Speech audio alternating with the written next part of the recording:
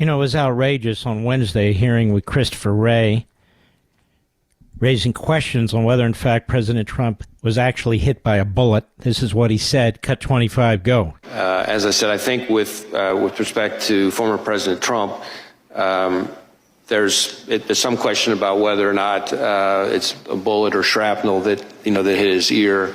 So it's conceivable. Although, as I sit here right now, I don't know whether that bullet, in addition to causing the grazing, could have also landed somewhere else. But I believe we've accounted for all of the shots and the cartridges. So let us get that. It's my understanding that the very first one was the one that hit the president. Is that the very first shot? Is that not accurate? I don't, as I sit here right now, I don't know the answer to that. Okay, as you sit here right now, it's Friday. The Associated Press, nearly 2 weeks after President Trump's near assassination, the FBI confirmed just now it was indeed a bullet that struck the former president's ear, moving to clear up conflicting accounts about what caused the former president's injuries after a gunman opened fire at a Pennsylvania rally. David McCormick is a fantastic gentleman who's running for the Senate in Pennsylvania. He was there, really a few seats away from the president when he was shot. David McCormick, can you believe what this guy said, Ray, on Wednesday, and now the FBI confirms this evening at night, so I'm here to at least report it? Yeah, it was a bullet. I can't believe it. No, I can't believe it. I can't believe the incompetence of the entire thing, the Secret Service, to have a shooter within 130 yards. It's unimaginable to me. And I saw the president get hit. It was 20 feet away from me and go down. And then I saw the Secret Service on top of him, and then the phalanx of Secret Service around him, and I saw this fist come out of defiance and reassurance and strength. And I said to myself, geez, as a guy who's been in the military and seen people get shot at, 100 people get shot at like that, and 99 of them stay on the ground in the fetal position. So I was pretty impressed by the president's courage and deeply disappointed by the incompetence of our Secret Service and apparently our FBI in this investigation to say that at this point. The FBI director, 10 or 11 days after the event, they know he was hit with a bullet, or at least a fragment of a bullet. Why would they say something like this?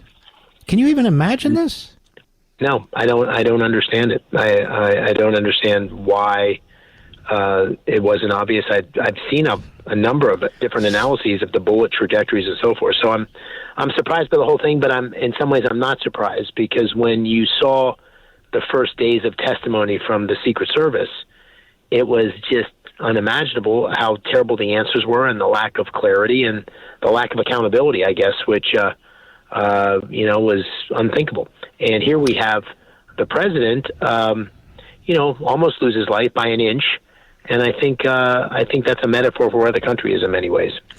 Well, let's talk about that. You have this guy, Bob Casey, you're running against, who really is the worst kind of senator, really. I mean, he's a chameleon. He'll go hard left. Then when he runs, he tries to moderate. He barely engages with the voters, but the media kind of carry him on their shoulders. It's kind of hard to run against Jello, isn't it? Yeah, listen, I have to create contrast. And I think the good news, sad for our country, but good for the campaign, is that we're headed in a terrible direction, and most Pennsylvanians realize it. 80% think the country's going in the wrong direction with this crazy sky-high inflation from the incredible spending of Biden, Harris, Casey, the wide-open border, which you've talked about, the fentanyl crisis, the crime, the war on fossil fuels. All of these things have led Pennsylvanians to think we're in trouble. And so they're looking for change. And Bob Casey's been a status quo, 80% vote for Joe Biden's, or 98% vote for Joe Biden's liberal policies. And listen, Kamala Harris is going to be a heck of a lot worse. Her policies, her statements, I mean, this is progressivism that's going to take us over a cliff. Bob Casey's not going to stand up against that. Pennsylvanians know that, and that's why I think President Trump's going to win in November, and I think I'm going to win too. I mean, she's running against union workers. She's running against, the American industry. She's running against American energy. She's bought into this hardcore left-wing climate change agenda, but even more than that. Her position is redistribution of wealth, massive taxes. The people of Pennsylvania, I'm a Pennsylvania originally as well, they're smarter than this. They understand that somebody like this is going to destroy their industries, their jobs, their communities, right? No doubt about it. I was in Warren County today on a fracking rig this morning, and those guys were like, "Oh my God, we have got to get out and vote. We've got to change. We can't have this happen."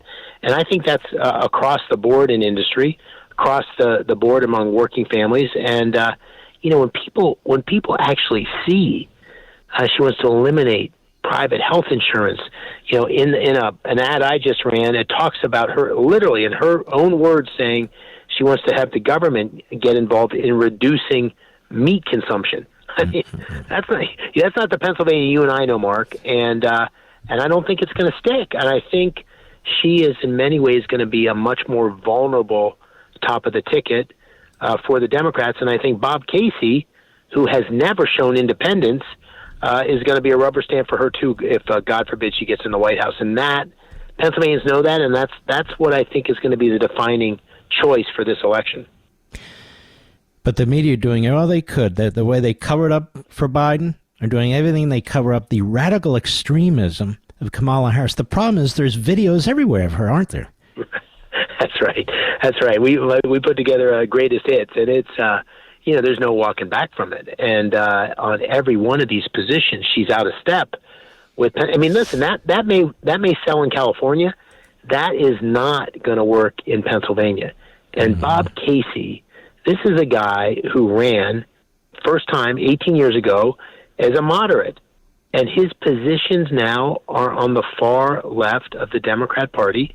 He has supported every spending bill. He's voted for sanctuary cities. He's in favor of and signed legislation, supported legislation in favor of biological males being able to compete in female sports. He started as a pro-life Democrat and has supported abortions up until the due date. His positions are just out of step. They're out of touch with the Pennsylvania you and I know. And the other thing, Mark, I've mentioned this to you, Pennsylvania is becoming redder and redder. The voter registration since 2016 has gone from 1 million registered Democrat advantage to about 360,000 today, and the gap is closing fast. So this isn't going to fly in Pennsylvania, and I think Bob Casey knows that. She would be the most radical extremist candidate in American history for the Democrat Party. Her positions are down the line left of Bernie Sanders. How do you get left of Bernie Sanders? Yeah, it's absolutely the case. And you know this, Pennsylvania is an energy state. And the one thing that we could do to unlock Pennsylvania's future, the governor of Oklahoma came and campaigned with me a couple of weeks ago, and I was jealous. I mean, Oklahoma's on fire because they've been able to develop their energy sector, particularly their natural gas. Pennsylvania is so dependent on this energy sector, natural gas in particular. Bob Casey and Joe Biden have done damage. The LNG pause, turning down the Keystone Pipeline, the EPA regulations. These have all been bad for manufacturing jobs in Pennsylvania and energy jobs in Pennsylvania. Kamala Harris is a disaster. Dave McCormick, where do they go? DaveMcCormickPA.com, and they can find out more about my campaign and how we win back the majority in the Keystone State. My question, Dave McCormick, is I came out of Montgomery County, Pennsylvania. It's pretty much all Democrat now. My question is Philadelphia and the surrounding suburbs. When you talk about the energy issues and subjects like that, does it resonate with those folks? Do they understand that the gasoline has to actually come from someplace and a lot of it comes from their own state? I think they're starting to. There's a couple great things that are happening. First, the energy that's fracking in particular and natural gas, it's incredibly clean, and it offers enormous energy, and our energy needs are going up dramatically with artificial intelligence and all this stuff. So it's a real need for Pennsylvania to have that energy. It's a real asset. We have the fourth largest natural gas reserves in the world. Second thing is we should have an offshore port right off the coast of Philadelphia, and that would allow us to send our natural gas to the world. And there's new technology, new developments to make these offshore ports much less challenging from an environmental perspective. I'm a big environmentalist, and we can have natural gas production millions and millions of new capabilities in terms of jobs and opportunity, and also protect the environment. So I think it is dawning on. The other thing I want to say to you, Mark, and you'll appreciate this, I mean, we're going into an area where we're going to have to do a big military buildup. We're being challenged from around the world. And one of the things we have is not enough shipbuilding capacity. And I think we need to reconsider the Philadelphia Naval Yard. That's exactly right. We have 1/10 of the shipbuilding capacity of China, and we're going to need to develop the next generation of ships. There's no place better than the Philadelphia Naval Yard to do that. We've got these great skilled craftsmen. We need to invest in that. That should be a big part of southeastern Pennsylvania's economy. And as a senator, I'm going to be fighting for an increase in our defense budget, but also going back to some of these shipyards that were closed, like Philadelphia, and really double down on the next generation of naval technology. And so Philadelphia should be the beneficiary of both the natural gas boom as well as an investment in shipbuilding across America. You know, I hadn't even thought of that's actually a very brilliant point. And I think if Donald Trump's elected president and you're elected senator, I know you have his ear in many respects. He listens to you on many things.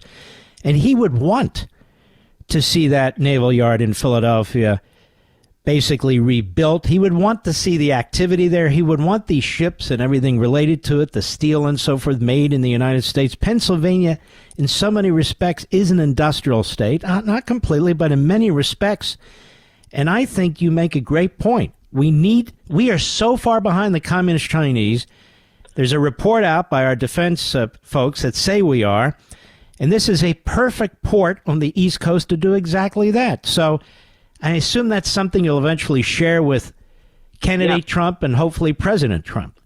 Yeah, I sure will. And I think he recognizes we got to have a strong military, and it's deteriorated terribly under Joe Biden and Bob Casey. You know, the social engineering agenda, the DEI stuff, has really been at the forefront instead of war fighting. You know, the military should exist to kill the enemy, be as lethal as possible, and that's. And you were in the military. You know something about this. I do. I was a West Point graduate. I served in the 82nd Airborne. I served in Iraq. And, listen, what's happening to our military is of real concern. So you got the double problem of our military capability declining and our adversaries thinking our leadership in the White House with Joe Biden, Kamala Harris, Bob Casey, these people are weak. And our adversaries know it, and this will be a time that we're tested. With Trump in office, with me in the Senate, with investing in our military capability and strength, we won't be tested. And so that's why I think people are underestimating how risky it is right now for America and the world. You're a strong voice for the state of Israel, as you are for the United States. Bob Casey isn't a voice at all. I mean, he's not out front promoting support for Israel. He's very worried about what that might do to him in this election. There's no time for that kind of waffling, is there? There's no time, and it's such a weak. I mean, first of all, the original sin was the Iran deal, as you know, which has allowed Iran to underwrite these terrorist groups around the world. That Hamas was underwritten by Iran, and that helped fund the horror on October 7th, which as you know, my wife and I went to see soon after. It is absolutely the original sin. But now he's a weak voice on all the anti-Semitism. What happened yesterday in Washington with the protest on Netanyahu, Bob Casey stays silent. Right? Bob Casey stays silent. Summer Lee, an avowed anti-Semite, Bob Casey endorsed her.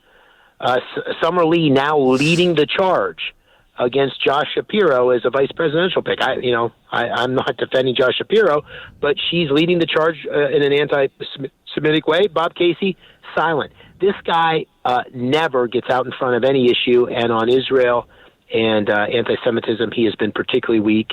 And Pennsylvania needs a senator that's going to be strong on everything. And when you're strong, you put yourself out there.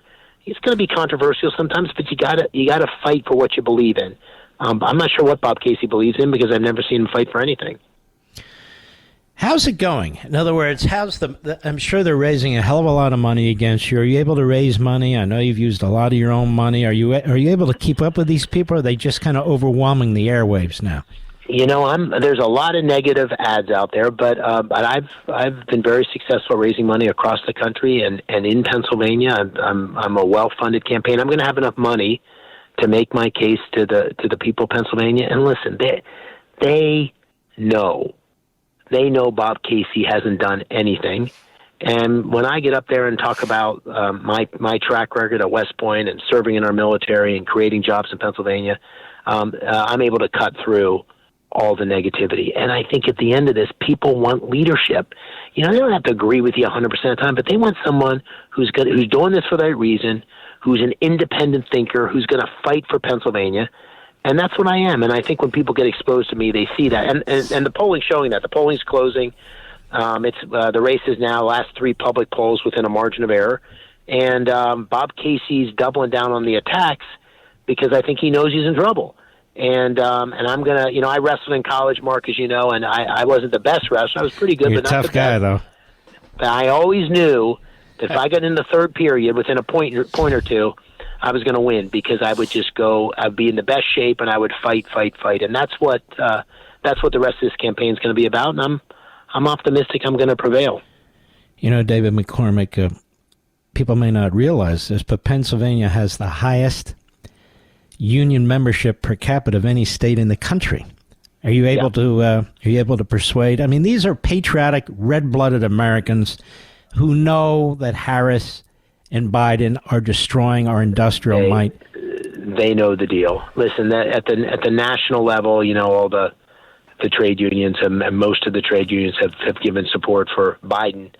Casey, now Harris Casey, but listen, when you get on job sites, when you go through these fracking facilities, you go through these manufacturing facilities, you talk to guys, you go through the parking lot. These are pickup trucks with gun racks and Trump signs, and these are people that served in the military or appreciate somebody who did. And I think a lot of them are going to vote for Trump, and a lot of them are going to vote for me. And what I say to them is, listen, I'm not putting any pressure on you. Here's what I'm about. I'm about creating great jobs for working families. I'm about fighting for you. I'm about making sure that the American dream that I've lived is available for everybody. I'm for getting this damn inflation under control. It's the most regressive tax in the world. I'm for energy dominance, and they like that. And they look at me and they say that's a guy we can deal with. So I'm optimistic. A lot of those rank and file members are going to come our way, and it's because they know that they've gotten worse off, not better off, under Joe Biden, Kamala Harris, and Bob Casey. Good God, the quality of David McCormick versus Casey, it's not even close. David McCormick, again, if people in Pennsylvania and all over the country want to help you get to the United States Senate, where do they go? Thank you, sir. They can learn about me and my campaign at DaveMcCormickPA.com. And I just want to tell you how much I appreciate you always having me on, and you and your family. I'm a huge admirer, so thank you. And likewise, and your fantastic wife who worked in the Trump administration. You got, what do you have, 5 girls, did you tell me? I got 6. 6 girls, okay, well, yeah, I guess listen, that beats 5. When you've had 6 teenagers, politics seems easy. A 6 teenage daughter, that'll test a man. Mark. I bet. All right, brother, God bless, and best to you, and we'll have you back. We look forward to it. Yes, sir. God bless. Thank you. That's David McCormick. He is fantastic. If you can see your way to help him, please do.